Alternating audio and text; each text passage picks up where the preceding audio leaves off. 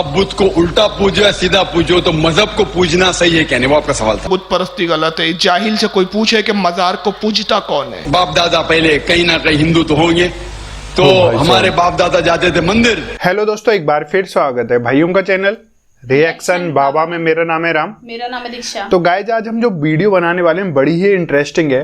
दो तरीके के लोग रहते हैं, शिया और सुन्नी, मुस्लिमों में भी।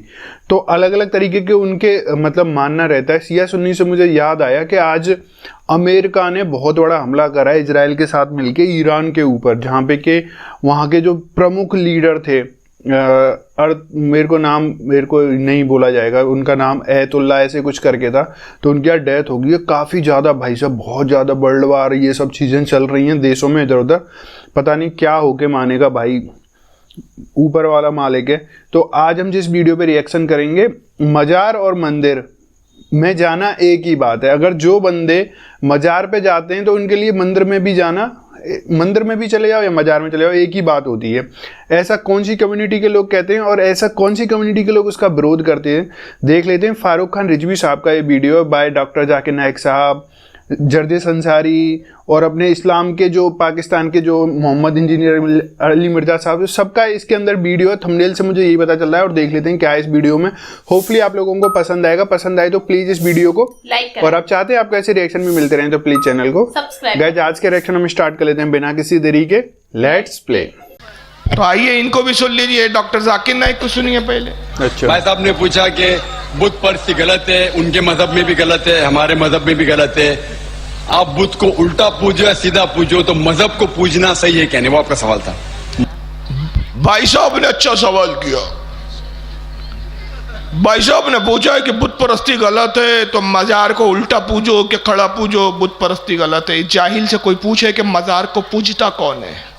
भाई साहब ये मजार को पूजना कह रहा है। सुनिए फिर से। बुत परस्ती गलत है, उनके मजहब में भी गलत है, हमारे मजहब में भी गलत है। आप बुत को उल्टा पूजो या सीधा पूजो, तो मजहब को पूजना सही है क्या नहीं, वो आपका सवाल था। मजार पे जाना सही है क्या गलत है। भाई साहब ने बहुत अच्छा सवाल पूछा। इसीलिए मैं कहता हूं कि इस्लाम को जानने के लिए मुसलमान को मत देखो, कुरान और हदीस को देखो। कुरान में कहीं भी नहीं लिखा हुआ है कि मजार बनाओ। यहां तक कि अल्लाह के रसूल मोहम्मद सल्लल्लाहु अलैहि वसल्लम ने कहा कि कोई भी कब्र पक्की नहीं होना चाहिए, अगर पक्की है तो उसको जमीन से नष्ट करना चाहिए। भाई मजार को पूजना गलत है, हराम है। मैं जानता हूं कि कई मुसलमान अनजाने में इल्म की कमजोरी की वजह से वो मजार पे जाते हैं। और मेरा ये कहना है कि बहुत सा कल्चर जो है, ये कल्चर हमारे जिंदगी में आ जाता है। और हमारे बाप दादा पहले कहीं ना कहीं हिंदू तो होंगे, तो हमारे बाप दादा जाते थे मंदिर, तो अभी जा रहे हैं मजार में। आस्ते आस्ते तब्दीली आ रही। तो मेरी दरखास्त है कि अगर आप इस्लाम, इन भाइयों से जो मजार जाते हैं, मुसलमान भाइयों, मजार पे जाना बिल्कुल गलत है। मोहम्मद सल्लल्लाहु अलैहि वसल्लम ने कहा कि आप कब्र पे जाओ। अगर आप कब्र पे जाएंगे तो आपको ये एहसास होगा कि आप कभी ना कभी मरने वाले हैं, तो अल्लाह पे और यकीन करेंगे, आखिरत पे यकीन होगा। अव्वल तो ये चूचू का मुरब्बा, इसको खुद ही नहीं मालूम है बोल क्या रहा हूं। चूचू का मुरब्बा, ये डॉक्टर पगला है, इसको हम बोलते हैं डॉक्टर पगला। मेडिकल काम में फेल हो गया तो तकरीर की लाइन में आ गया। पहले कहता है मजार पे जाना गलत है, फिर बाद में बोलता है अल्लाह के रसूल ने कहा मजार पे कब्र पे जाओ ताकि तुमको मरने का एहसास हो। अरे जाहिल, जब कब्र पे जाना एहसास करने के लिए तो पहले तूने क्यों कहा कि कब्र पे जाना हराम है। यानी अजीब पागल आदमी है। फिर कहता है मजार को पूजना गलत है, तो जाहिल से कोई पूछे कि मजार को कौन पूछता है। आप अजमेर की दरगाह पे जाते, ख्वाजा गरीब नवाज की मजार पे, तो क्या पूजते हैं कि उस मजार की इज्जत और ताजीम करते हैं। इज्जत और ताजीम करते हैं। ताजीम में कभी कभी कोई चूम लेता है, उलमा का इख्तिलाफ है। बाज उलमा कहते हैं चूमना जायज है, बाज कहते हैं चूमने से भी बचा जाए। हराम किसी ने नहीं कहा। अदब के खिलाफ जरूर कहा गया है। बाज़ उलमा कहते हैं अदब यह है कि मजार से 4 हाथ दूरी पर खड़ा रहो। बात कहते हैं मोहब्बत में अगर चूमना चाहो तो इस कैफियत में कि सज्जे जैसी कैफियत ना हो, चादर उठा के चूम सकते हो। तो चूमना और पूजना में फर्क है, लेकिन ये मज़ार पे जो चूमा जाता है उसको पूजना बोल रहा जाहिल। तो याद रखिए, मज़ार को कोई पूछता नहीं। आज तक मुझे कोई मुसलमान ऐसा नहीं दिखा कि जो गरीब नवाज की मज़ार पे जाए और घंटी बजा के कह रहा ओम नमो नमो मोइनुद्दीन चिश्ती, ओम नमो नमो मोइनुद्दीन चिश्ती, आरती उतार रहा हो, सजदे कर रहा हो, खुदा कह रहा हो, ईश्वर कह रहा हो। मैंने तो नहीं देखा ऐसा। फिर कहता है कि बहुत सा कल्चर आपस में मिक्सअप हो जाता है। हमारे बाप दादा पहले कहीं ना कहीं हिंदू रहे होंगे, पहले वो जाते थे मंदिर, अब जा रहे हैं मज़ार। धीरे धीरे तब्दीली आ रही है। इस खबीज से कोई पूछे कि मंदिर और मज़ार में तुझे फर्क नजर नहीं आता? क्या तुझे बीवी और बहन एक जैसी दिखती है? क्या बहन और बीवी में तुझे फर्क नजर नहीं आता? माँ और बेटी में तुझे फर्क नजर नहीं आता? क्या औरत बोल के सबके साथ चला जाता है तू? इशारा कर रहा हूं, समझ लो। तुझे शर्म नहीं आती? अबे जो मंदिर है वहां अल्लाह की लानतें उतरती है, और जहां अल्लाह का वली होता है वहां रहमतें उतरती है। और कहता है कि हमारे बाप दादा कहीं ना कहीं हिंदू थे, वो पहले जाते थे मज़ार, अब जा रहे, पहले जाते थे मंदिर, अब जा रहे मज़ार। आहिस्ता आहिस्ता तब्दीली आ रही है। तो मज़ार पर जाना गलत है, मज़ार पे जाना जायज़ नहीं, दुरुस्त नहीं, हराम है। अगर मज़ार पे जाना हराम है तो माज़अल्लाह ये फतवा तो बहुत दूर तक गया, रसूलुल्लाह तक पहुंचा। इसलिए कि सही मुस्लिम की हदीस है कि आका सल्लल्लाहु अलैहि वसल्लम जब मेराज पे तशरीफ ले जा रहे हैं तो जिब्रील अलैहिस्सलाम ने एक मकाम पे रुकवाया, कहा किफिया मोहम्मद, मोहम्मद ठहरिए। आका ने कहा कि जिब्रील क्यों रुकवा रहे हो? या रसूलल्लाह ये मूसा अलैहिस्सलाम की कब्र है, ज़ियारत करते हुए चलिए। सफर मेराज पर आका जा रहे हैं, अल्लाह से मुलाकात के लिए जा रहे हैं, लेकिन हजरत मूसा की मज़ार की ज़ियारत कर रहे हैं।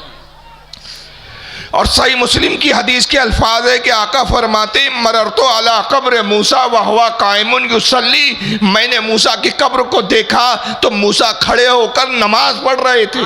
अच्छा,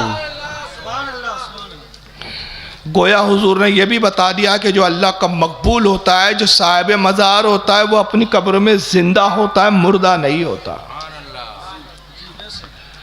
लेकिन इस जाहिल को मज़ार और उसमें कोई फ़र्क नज़र नहीं आ रहा। और उससे बड़ा एक और जाहिल है हिंदुस्तान में, ये मौलवी जर्जिस, इसको सुन ले आप। मौलवी जर्जिस। फर्क इतना है, दलील क्या है? तुम खड़ी मूर्ति की पूजा कर रहे हो, वो पड़ी मूर्ति, एक पड़ी मूर्ति की, एक खड़ी मूर्ति की। ये शंकर भगवान की मूर्ति है, ये बड़े पीर साहब का या निजामुद्दीन औलिया का मज़ार है, ये अहमद रजा खां का मज़ार है। ये खड़ी मूर्ति है, ये पड़ी है। जो काम इस पे हो रहा है वही काम तो इस पे भी हो रहा है, वरना मुझे बता दो।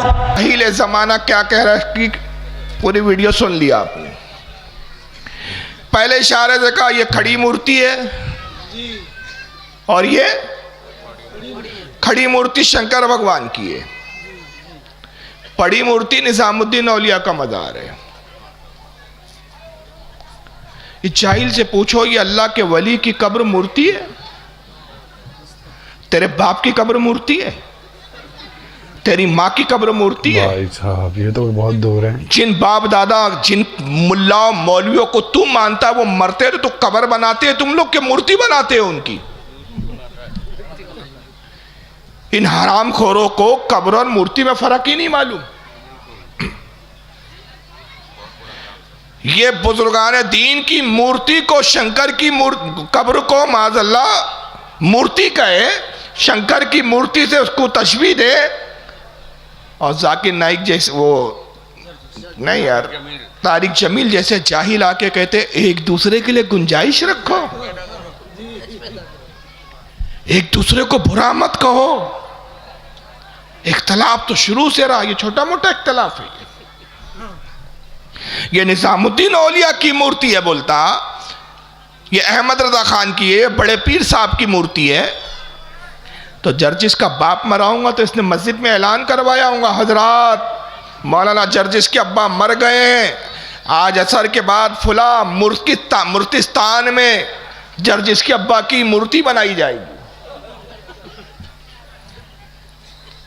क्या बकते हैं ये लोग यार।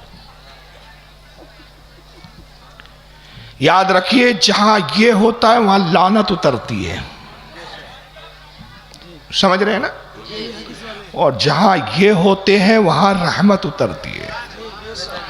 और ऐसी रहमत उतरती है कि आका अपनी कब्र के बारे में कहते हैं, मनसारा कब्री वजबत लहू शफाती, जिसने मेरी कब्र की जियारत की उस पर मेरी शफात वाजिब हो गई। अगर कब्र मूर्ति होती तो माज़अल्लाह सबसे पहली मूर्ति तो रसूलुल्लाह की कब्र को कहना चाहिए। असल में ये बोली किसकी है? ये एक तरफ तो कहते हैं कि हम किसी की तकलीद नहीं करते, लेकिन ये इनके बाप अब्दुल वहाब नजदी की बोली है। ये मोहम्मद इब्न अब्दुल वहाब नजदी जो गुजरा, उसने किताब लिखी थी किताबुत तौहीद, और वहीं से वहाबी फ़िरके की बुनियाद डली, वहीं से फ़िरका वहाबिया उसके नाम से वहाबी फ़िरका कहलाया। मोहम्मद इब्न अब्दुल वहाब नजदी की निस्बत से लोगों ने उसके मानने वालों को वहाबी का, ये उसी के चमचे, उसी के चिलगोज़े हैं। उसने अपनी किताब किताबुत तौहीद में लिखा कि रसूल की मज़ार को देखना ऐसा है जैसे बुत को देखना। ये तब से यह हराम को और हर मज़ार को मूर्ति बोलते आते हैं। अच्छा, ये मूर्ति है तो दलील क्या है? दलील हदीस नहीं है इसके पास, दलील में कुरान की एक आयत नहीं है। ये अपनी सड़ी हुई अकल दौड़ा रहा है, और सड़ी हुई अकल दौड़ा के कहता है कि ये मूर्ति इसलिए कि जो काम यहां हो रहा है वही काम यहां हो रहा है। अगर हिंदू मूर्ति पर चुंदरी चढ़ाए तो काफिर, तुम कब्र पे चादर चढ़ाओ तो कैसे मुसलमान? इस हरामखोर से पूछे कि कब्र पे चादर चढ़ाना कैसे शिरक है? अगर शिरक है तो क्या तू अल्लाह की कोई कब्र है जहां चादर चढ़ाता है? अल्लाह मरने से पाक, उसकी कब्र नहीं। याद रखिए, चादर कब्र पर ही चढ़ाई जा सकती है, खुदा पर नहीं। यह तो तौहीद का फर्क है। हिंदू चुंदरी चढ़ाए तो काफिर, तुम मज़ार पे चादर चढ़ाओ तो पक्के मुसलमान। वो मूर्ति को गुस्ल देकर उसका पानी पिए तो कहे कि ये तो बड़ा पवित्र है, तुम कब्र को गुस्ल दे के पानी पियो और कहो ये जमजम से ज्यादा बेहतर है। वो इसके सामने खाना रखे तो कहे प्रसाद है, तो मूर्ति के सामने खाना रखो तो कहो तबर्रुक है। जो काम यहाँ हो रहा है वही काम यहाँ हो रहा है। और फिर कहता है मैं फतवा देने का आदी नहीं हूं, मगर आज जोश में हूं। होश खो दिया उसने जोश में। मैं फतवा देने का आदी नहीं, लेकिन आज जोश में हूं तो ये फतवा दिए जा रहा हूं। हम भी तो ये कहते कि तुम फतवा होश में देते कब हो? जोशी में देते हो। फतवे होश में दिए जाते हैं, जोश में नहीं। और ये जोश में फतवा देके जा रहा है कि अगर तुम चुंदरी चढ़ाने के, चादर चढ़ाने के बाद, कब्रों पे फूल डालने के बाद, कब्रों पे खाना रखने के बाद, कब्रों को गुस्ल देने के बाद अगर तुम जन्नती हो, मुसलमान हो, तो हिंदुस्तान का 60 करोड़ हिंदू भी एक एक करके जन्नत में चला जाएगा। 60 करोड़ हिंदू जन्नत में जाएगा। इसके बाप की जन्नत है, ये ले जाएगा एक एक को। जी आवाज से थोड़ा परेशान हूँ, वरना ये मौजू पे तो बहुत कुछ बोलना चाह रहा हूँ, लेकिन गला इजाजत ही नहीं दे रहा। आप लोग सुन रहे मेरी इस मकरू आवाज को, मैं आपका ममनून हूँ। हालांकि आवाज बड़ी मकरू हो गई है अभी। चलिए, सुन रहे आपका शुक्रगुजार हो। अल्लाह आपके ज़ौक़ समात को सलामत रखे और मुझे क़ुव्वत गोयाई अता फरमाए। तो 60 करोड़ हिंदू जन्नत में चला जाएगा। बताइए जो खुले मुशरिक है वो जन्नत में जाएंगे। क्यों जन्नत में जाएंगे? चूंकि सुन्नी कब्र पर जाता है। वाह वाह, क्या दलील है, क्या फतवा है। मौलवी साहब अगर इन चीज़ों तो शिर्क साबित होता, हदीस आपके पास नहीं है। एक हदीस तेरी औकात नहीं है कि सुना दे कि चादर चढ़ाना शिर्क है। अगर माँ का दूध पिया है, कुरान की एक आयत बता दे कि कब्र को गुस्ल देना शिर्क है। अगर तू वाकई हलाली है तो एक हदीस सुना दे कि कब्र का खाना तबर्रुक नहीं है बल्कि प्रसाद है। तेरे पास कुरान और हदीस नहीं, अकल का घोड़ा तूने दौड़ाया। तो इस बुनियाद पर तो यह भी कहा जा सकता है कि हिंदू में और तुझ में क्या फ़र्क है। कहने को यह भी कहा जा सकता है, ये इल्जामी जवाब है। और इल्जामी जवाब देते हो मैं कह रहा हूं कि यह भी तो कहा जा सकता है कि हिंदू तीरथ पर जाता है, तू हज पर जाता है। फर्क क्या है? हिंदू गंगा के पानी को पवित्र कहता है, तू जमजम को पवित्र कहता है। फर्क क्या है? हिंदू मूर्ति का तवाफ करता है, तू काबे के पत्थरों का तवाफ करता है। फर्क क्या है? हिंदू कब्र को बोसा देता है, चूमता है मोहब्बत में, तू हजर अस्वद को चूमता है। फर्क क्या है? तू हज करने जाता है तो सर मुड़ाता है, हालक करवाता है। हिंदू भी तिरुपति बालाजी मंदिर जाता है तो सर मुड़वाता है। फर्क क्या है? हिंदू उपवास रखता है, तू रोजा रखता है। फर्क क्या है? हिंदू बलि देता है, तू कुर्बानी करता है। फर्क क्या है? ये ऐसे कामों के मिलते जुलता होने से फतवे लगाओगे शिर्क के? अरे जाहिल ज़माना, बहुत बड़ा फर्क है। हिंदू जिन मूर्तियों के साथ ये सलूक करता है वो ना माबूद है ना खुदा के पसंदीदा है। और सुन्नी जिन वलियों के साथ ये सलूक करता है वो अल्लाह के महबूब और मकबूल है। और दोनों में फर्क ये है सबसे बुनियादी कि हिंदू अपनी मूर्ति के साथ ये करता है तो वो माबूद समझता है। सुन्नी किसी वली को अपना माबूद और खुदा नहीं समझता, वो अल्लाह का पसंदीदा समझता है, महबूब समझता है। और अगर इतनी भी बात जर्जिस को समझ में ना आए तो फिर उसी के लब और लहजे में कहता हूँ, उसके चाहने वालों को बुरा नहीं मानना चाहिए फिर। क्योंकि जर्जिस साहब ने कहा कि आज मैं जोश में हूँ, तो कभी कभी जोश में आ जाते और इनको फर्क नजर नहीं आता। फिर दो अलग अलग चीजें, एक शिर्क है और एक जायज़ है। जायज़ और शिर्क में फर्क नहीं कर पाते जर्जी साहब जोश में। तो कल ऐसा ना हो कि बहन भी घर में बैठी है, बीवी भी बैठी है, जोश में और बीवी को बहन से कहा फर्क क्या है? बीवी और बहन से मुखातिब होके कहा तुम दोनों में फर्क क्या है? औरत तू भी है, औरत तू भी है, बाल तेरे भी लंबे है, बाल तेरे भी लंबे है, तू भी शलवार फराक पहनती है, तू भी शलवार फराक पहनती है। बच्चा तेरे से भी पैदा हो सकता है, बच्चा तेरे से भी पैदा हो सकता है। तो एक बच्चा तुझसे लूंगा, एक बच्चा तुझसे लूंगा। आखिर फर्क क्या है? बोलता बहन से शादी करेगा तो अक्लमंद आदमी बोलेगा अरे जाहिल, बीवी से बच्चा हासिल करेगा तो नेकोकार कहलाएगा और बहन के साथ बदकारी करेगा तो हरामकार हो जाएगा। देखने में अगरचे दोनों औरतें हैं मगर फर्क है, एक हलाल है एक हराम है। उसी तरह मूर्ति के साथ मोहब्बत का सलूक करना शिर्क है और वलियों के साथ मोहब्बत का सलूक करना अल्लाह की रजा का सबब है। ये फर्क है। मगर जिनकी आंखों में नज्द का चश्मा चढ़ा हुआ हो आंखों के सामने, उन हरामखोरों को शिर्क और कुफ्र के अलावा क्या नजर आएगा? और उस पर झूठ भी बोलते हैं ये लोग, ऐसे ऐसे झूठ बोलते हैं कि पूछिए मत। ये एक झूठे मक्कार को सुनते चलिए आप, इसका नाम है शेख मक्की और मैं इसको कहता हूं शेख मक्खी, क्योंकि इसकी हरकत हरामखोर की मक्खी जैसी है। जरा सुनिए। कहते जी कि बरेलवियों का कौन कौन सा अकीदा शिर्क वाला है? पहले देखिए झूठ कहां बोल रहा है, कहां बैठा है मालूम है आपको? बोलिए।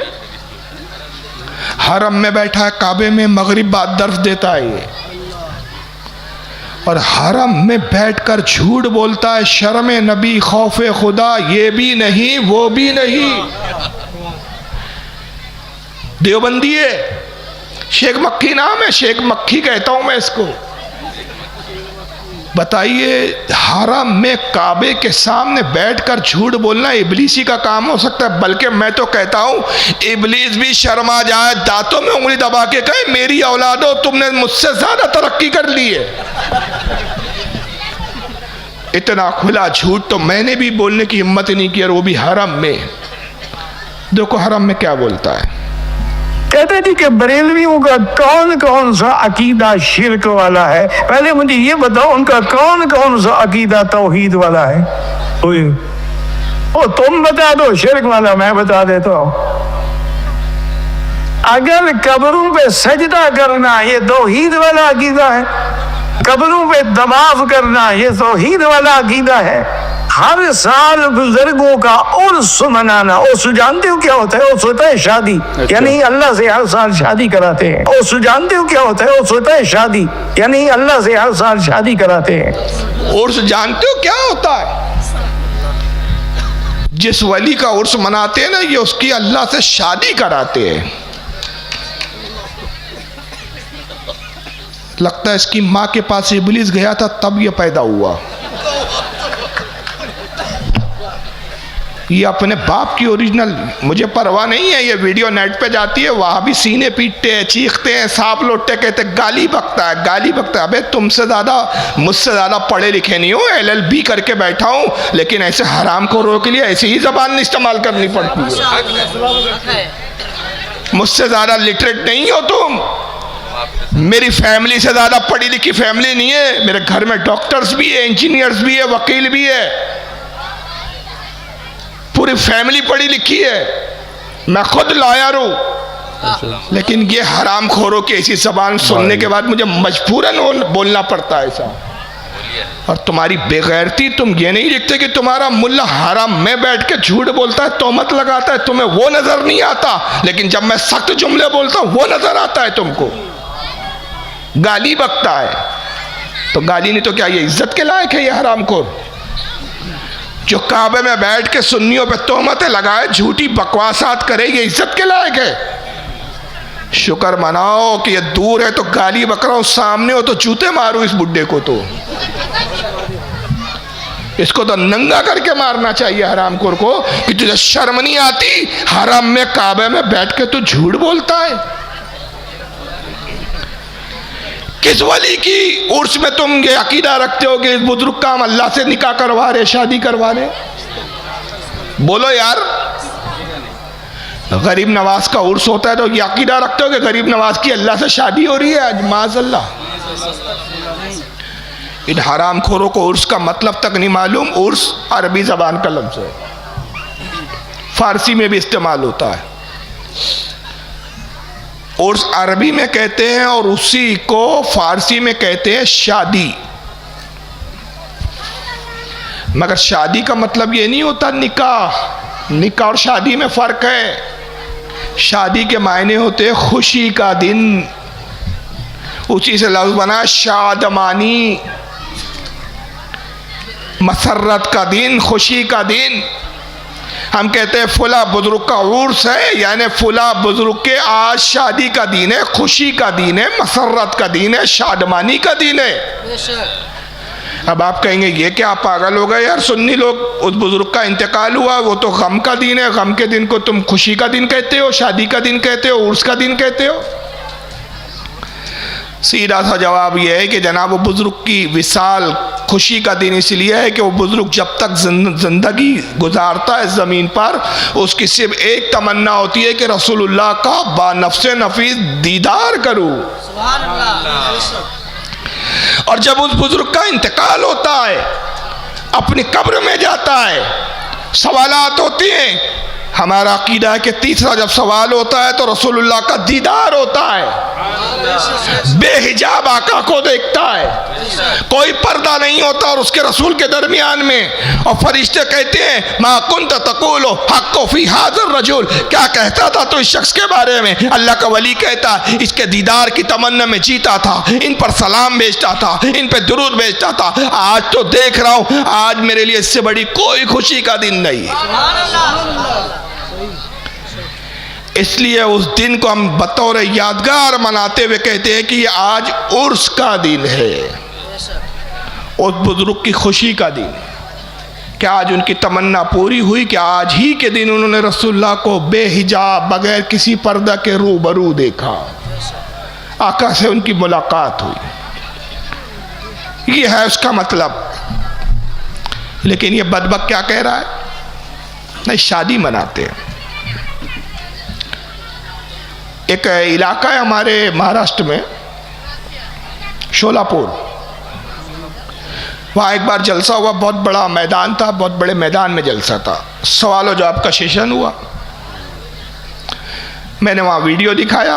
जलसे के बाद एक बदअकीदा वहाबी मुझसे कहता है, एक वीडियो लेकर आया मोबाइल में, कहता कि फारूक साहब वहाँ मजमा बहुत ज़्यादा था, अगर मैं कुछ पूछता तो आपके लोग मुझे मारते पीटते। मैंने कहा ऐसा होता नहीं है, मैंने तो जलसे में ऐलान कर दिया था कि जिसको जो पूछना है पूछ लो। मैं जवाब देने के लिए यहाँ बैठा हूँ और आपके सामने भी ऐलान कर रहा हूँ, जिसको जो सवाल पूछना हो सवाल कर ले।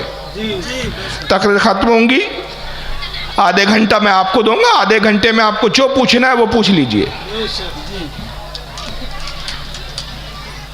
तो कहने लगा कि शादी का अकीदा है आप लोगों का, अल्लाह से शादी कराते ही अकीदा है, आप इससे इनकार नहीं कर सकते। हमारे मौलवी शेख मक्की ने झूठ नहीं बोला।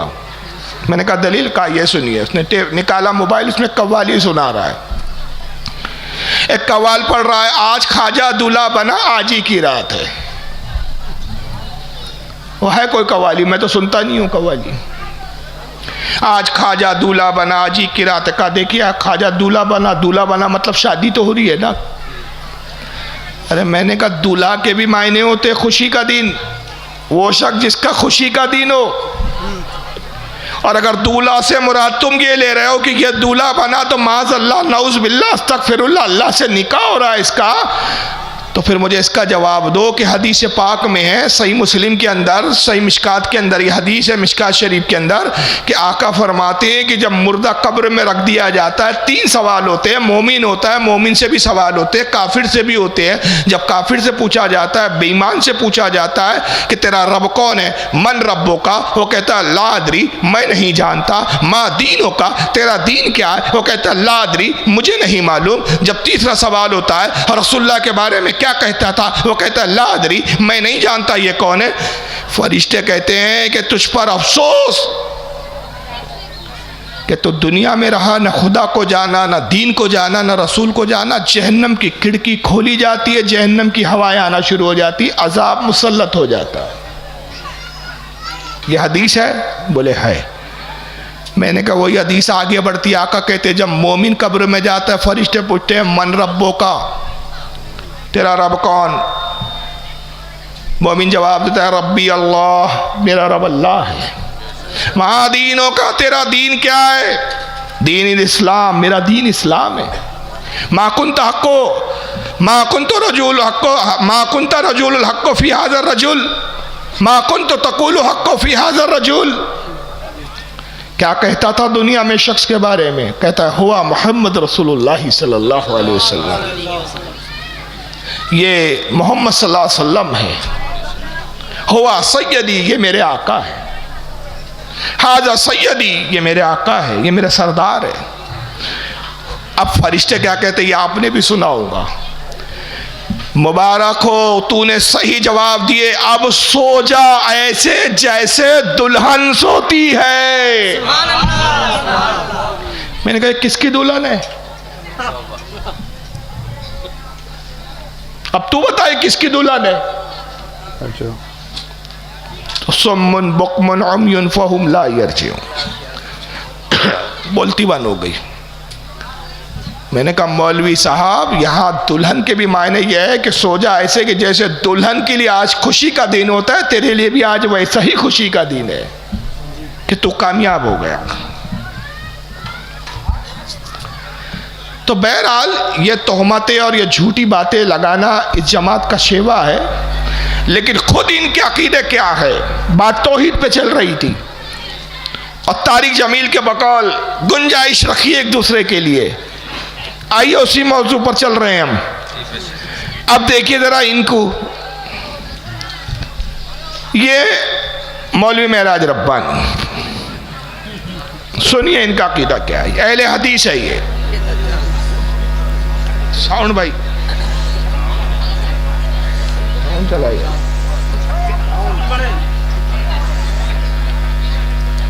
भाई लैपटॉप का साउंड, अच्छा इधर से वीडियो में प्रॉब्लम होगा। एक मिनट स्टोरियो में है ये।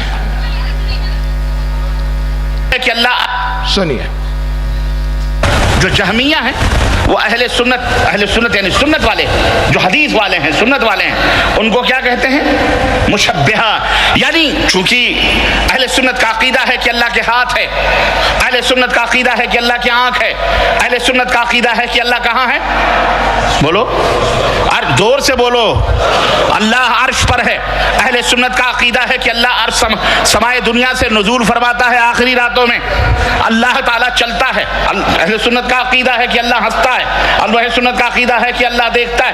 अहले सुन्नत का अकीदा है कि अल्लाह गज़ब भी फरमाता है, अल्लाह गुस्सा भी होता है। अल्लाह, ये अहले सुन्नत का अकीदा है कि अल्लाह के पिंडली है। अहले सुन्नत का अकीदा है कि अल्लाह ताला क़यामत के दिन अपनी पिंडली को खोलेगा, कि अल्लाह ताला क़यामत के दिन अपनी पिंडली को खोलेगा। ये अकीदा है अहले सुन्नत वल जमात का। ये अकीदा है अहले सुन्नत व जमात का। अल्लाह चलता है, अल्लाह हंसता है, अल्लाह के हाथ है, अल्लाह के पैर है, अल्लाह की पिंडली है। क़यामत में अल्लाह अपनी पिंडली खोल के दिखाएगा सबको। हालांकि सीधा सा जवाब यह है कि कुरान अजीम में ऐसे बहुत से अल्फाज आए हैं जिसके ज़ाहिरी मायने चेहरा है, हाथ है, पैर है, पिंडली है। अल्लाह ताला ने कुरान अजीम में कई वज फरमाया। वज लफ्ज़ी तर्जमा चेहरा, यद फरमाया, यद के मायने हाथ, रजल फरमाया, रजल के मायने पैर। मगर उलमा फरमाते, इमाम अबुल हसन अशरी से लेकर बाद के तमाम अइम्मा अहले सुन्नत का इत्तिफाक है कि वो आयतें हैं जो आयातें मुतशाबिहात है, जिनके हकीकी मायने अल्लाह के सिवा कोई नहीं जानता।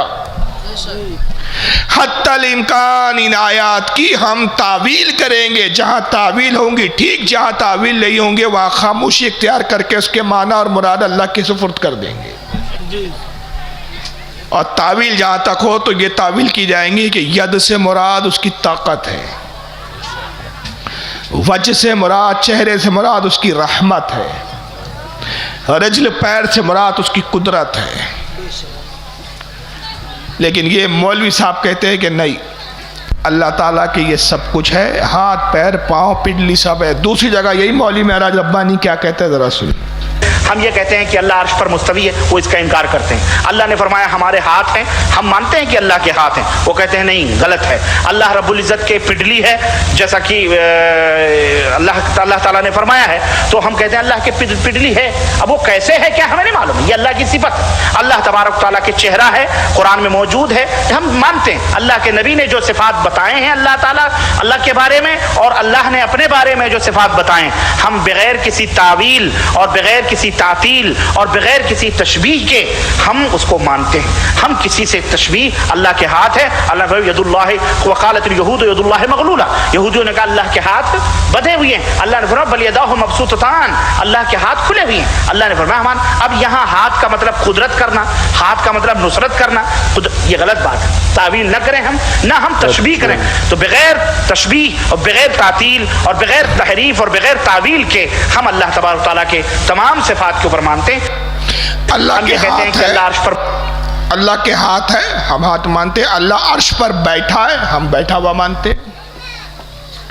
अल्लाह की पिंडली है, हम पिंडली मानते हैं। हम तावील नहीं करते, तातील नहीं करते, हम कोई तशबीह नहीं देते, बिला तशबीह ऐन वैसा ही मानते हैं।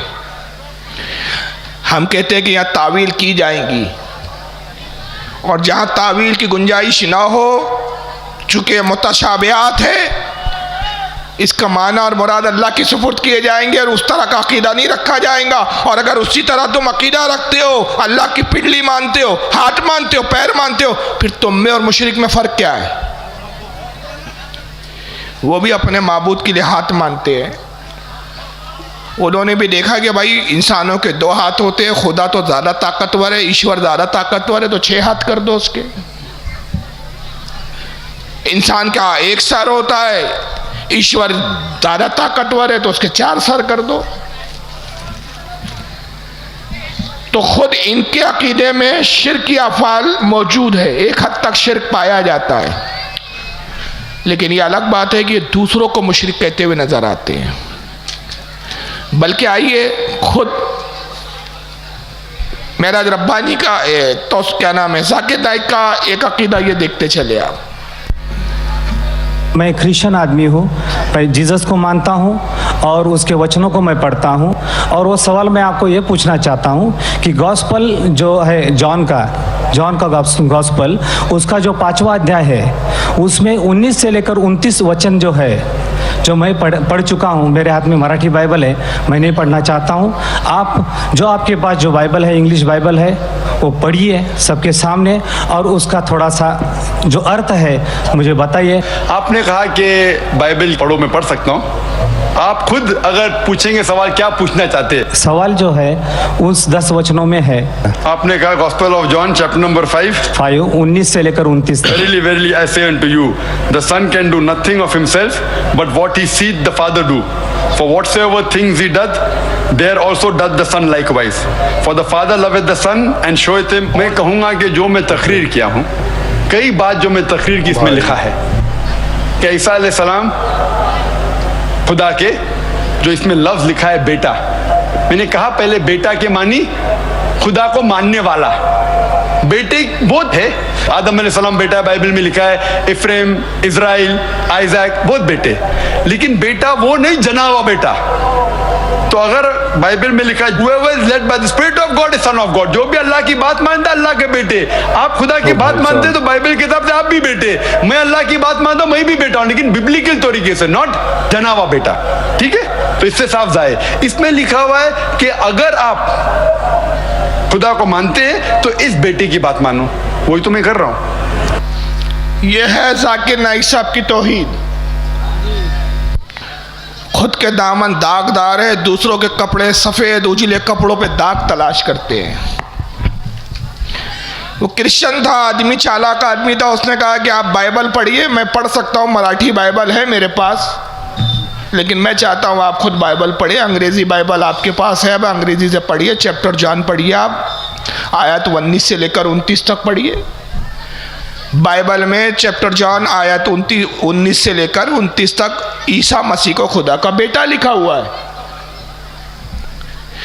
गोया उसका पूछने का मतलब यह था कि जब बाइबल में ईसा मसीह को, ईसा अलैहिस्सलाम को खुदा का बेटा कहा गया है, तो हम क्या खुदा का बेटा माने?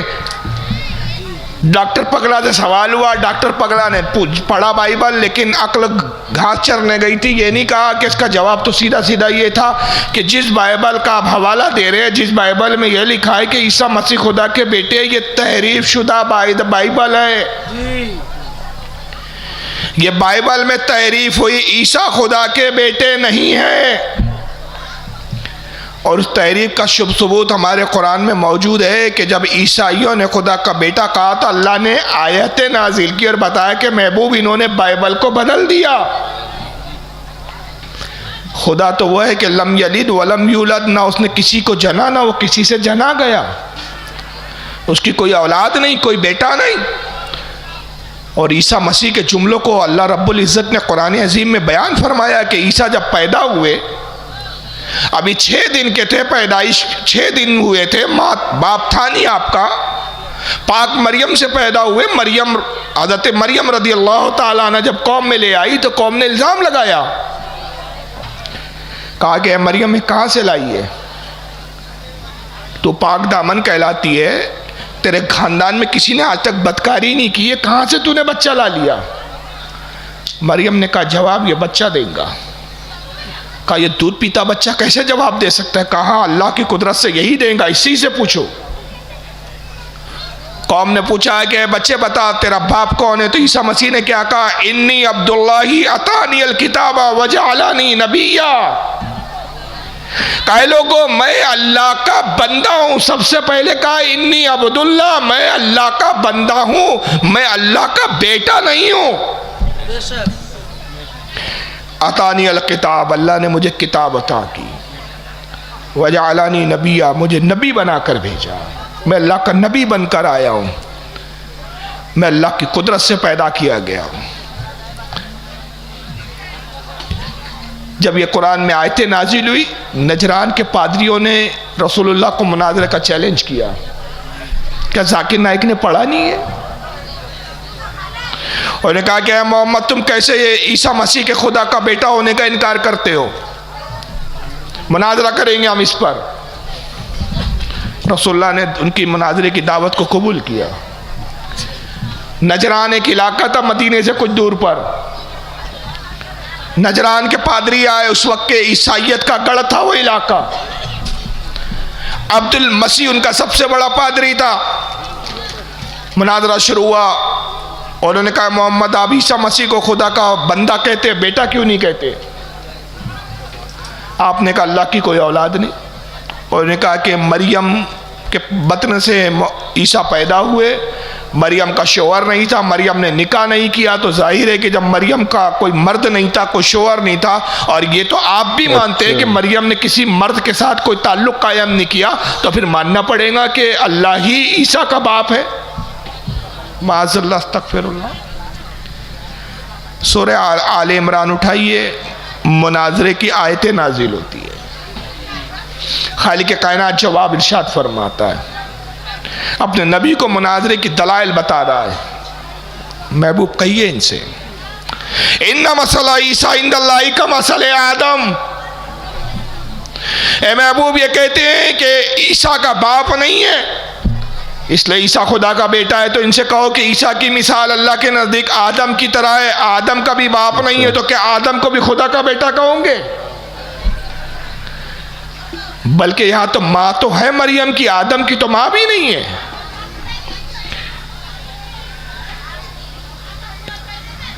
इन्ना मसला ईसा इंदल्लाहि का मसले आदम खलक़हु मिन तुराब सुम्मा क़ाल लहू कुन फयकून। रब फरमाता है कि ईसा की मिसाल अल्लाह के नज़दीक आदम की तरह है, और हमने आदम को मिट्टी से बनाया। ये नहीं कि आदम का बाप नहीं था, तुम आदम को भी खुदा का बेटा कह लो, और फिर एक कंप्रोमाइज की ये सूरत निकालो कि चलो ठीक है हम आदम को भी खुदा का बेटा कह देते हैं, आदम बड़े बेटे हैं, ईसा छोटे बेटे हैं। खबरदार ये भी ना कहना इसलिए कि आदम को हमने मिट्टी से बनाया, पैदा नहीं किया, हमने मिट्टी से बनाया। और कैसे बनाया? हमने कहा कुन फयकून, उससे कहा हो जा, वो हो गया, पैदा हो गया। फमन हाज्जका मिन बादि मा जाअका मिनल इल्म, अभी बावजूद इसके कि दलील और बुरहान आ चुकी, इल्म आ चुका, तब भी ये ना माने, इनकार करे। फ़क़ुल ताअलू नदू अब्नाअना व अब्नाअकुम व निसाअना व निसाअकुम व अनफुसना व अनफुसकुम सुम्मा नब्तहिल फनजअल लानतल्लाहि अलल काज़िबीन। हबीब जब वो मुनाजरा करने के बाद, इन दलीलों के बाद ना माने, तो अब आप उनको मुबाहले का चैलेंज कीजिए और कहिए, उनसे निदा कीजिए, पुकारिए कि लाओ तुम अपनी औरतों को, हम लाएं अपनी औरतों को, लाओ तुम अपनी औलादों को, लाए हम अपनी औलादों को, तुम अपने वजूद को लाओ, हम अपने वजूद को लाओ, और फिर हम जमा हो जाएं और कहें अल्लाह की लानत हो झूठे पर। बहरहाल नजरान के पादरी मुबाहिले में आए तो जरूर, लेकिन ऐन मौके पर अब्दुल मसीह जो उनका सबसे बड़ा पादरी था, उसने मुबाहिले से इनकार कर दिया। रसूलुल्लाह ने जब मुबाहिले में अपने हाथों को उठाया, अहले बैत को साथ में लिया, सैयदा खातून जन्नत फातिमा तो ज़हरा आपके साथ थी, मौला अली थे, इमाम हसन इमाम हुसैन थे, और हुजूर ने इनसे कहा कि जब मैं बद्दुआ करूँ, दुआए हलाकत करूँ इनके लिए, तुम आमीन कहना। अब्दुल मसीह आलिम था, फाजिल था, ज़ईफ़ुल उम्र था, बूढ़ा था, तजुर्बेकार था। जैसे हुजूर ने हाथों को उठाया, बस दुआए हलाकत के अल्फाज ज़बान अक़दस से निकलना चाहते थे, घुटनों के बल चलता हुआ आया, हुजूर के हाथों को पकड़ा, कहा मोहम्मद आप बद्दुआ नहीं कीजिए, हम टैक्स देंगे, आपको जज़िया देंगे, हर साल आप जितना माल मुकर्रर करें उतना माल बतौर तोहफा हम पेश करेंगे। हम मोबाइल नहीं चाहते, आप दुआ ना कीजिए। कौम ने कहा अब्दुल मसीह पागल हो गया, एन मौके पे बुज़दिली दिखा रहा है। जब यहां तक पहुंच गए तो डर किस बात का? अपनी कौम की तरफ पलटा, कहा कि बदबख्तो तुम नहीं जानते ये कौन है, इनके चेहरे को मैं देख रहा हूं, ये वो चेहरे वाले, खुदा की कसम अगर ये पहाड़ के हटने की दुआ करे पहाड़ अपना मकाम छोड़ दे, हम इनसे मुकाबला नहीं कर सकते। गर्ज के ईसाइयों को भी उस वक्त तस्लीम करना पड़ा, शिकस्त माननी पड़ी कि ईसा खुदा के बेटे, लेकिन ये डॉक्टर पगले को ना मोबाइल के बारे में मालूम, ये इस्लामिक स्कॉलर बोलते हैं जाहिल को, अकल के घोड़े दौड़ाता है, अकल से जवाब देता है, न तफसीर का हवाला देता है, न हदीस का हवाला देता है, न इमामों के कौल बयान करता है, जो अक्ल में आता है वो ठोकता है और इसको बहुत बड़ा लामा समझते हैं लोग। तो ये डॉक्टर पगला जवाब क्या देता है? अगर इंजील में खुदा का बेटा लिखा है ईसा मसीह को तो कोई प्रॉब्लम नहीं, जो भी अल्लाह की बात माने वो खुदा का बेटा है। अगर आप खुदा की बात मानते हो तो आप अल्लाह के बेटे हैं, मैं खुदा की बात मानता हूं तो मैं अल्लाह का बेटा हूं। मुझे बताइए, अगर खुदा की बात मानने वाला अगर अल्लाह का बेटा है तो कायनात में सबसे बढ़कर रसूल अल्लाह की बात मानने वाला कौन है? रसूलुल्लाह। क्या कुरान की किसी एक आयत में भी कहा गया कि मोहम्मद हमारा बेटा है इसलिए कि हमारी बात सबसे ज़्यादा मानता है? क्या किसी हदीस में है कि रसूलुल्लाह ने कहा कि देखो मैं अल्लाह का बेटा हूं इसलिए कि मैं अल्लाह की बात सबसे ज़्यादा मानता हूं? ये सब बकवासात करने के बाद भी ये तौहीद पर है और सुन्नियों को ये माज़अल्लाह अस्तग़फिरुल्लाह नऊज़ुबिल्लाह मुशरिक कहते हैं। एक दूसरे मकाम पे क्या कहते हैं जरा वो भी सुनिए। बहन ने सवाल पूछा है कि बाइबल में ईसा अलैहिस्सलाम को कहा गया है सन ऑफ गॉड, यस, खुदा का बेटा। मतलब बाइबल के अंदर आप पढ़ेंगे तो खुदा ने कई इंसानों को अपना बेटा कहा है। ये लव बाइबल में खुदा ने कई इंसानों को अपना बेटा कहा है। जो सन है या बेटा है, कई बार प्यार से कई लोग कहते हैं, मिसाल के तौर पे कई ज़ईफ इंसान अगर कोई छोटे बच्चों को देखेंगे तो कहेंगे माय सन, बेटा इधर आओ। तो इस तरीके से बाइबल में खुदा का बेटा कई लोग को कहा गया है। कितना बड़ा जाहिल है यार ये, मेरे समझ में नहीं आता लोग इसको कैसे सुनते और कैसे पसंद करते हैं।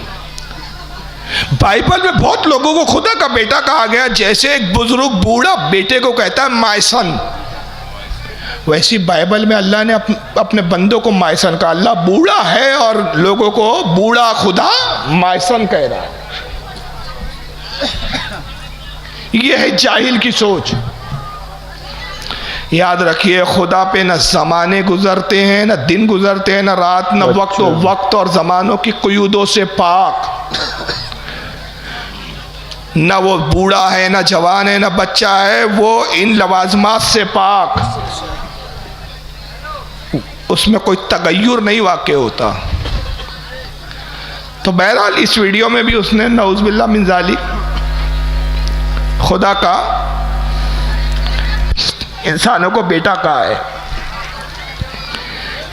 और आखिर में इनको सुन लीजिए, खुद तारिक जमील साहब, जिनका ये कहना था एक दूसरे के लिए गुंजाइश रखिए, किसी को बुरा मत बोलिए।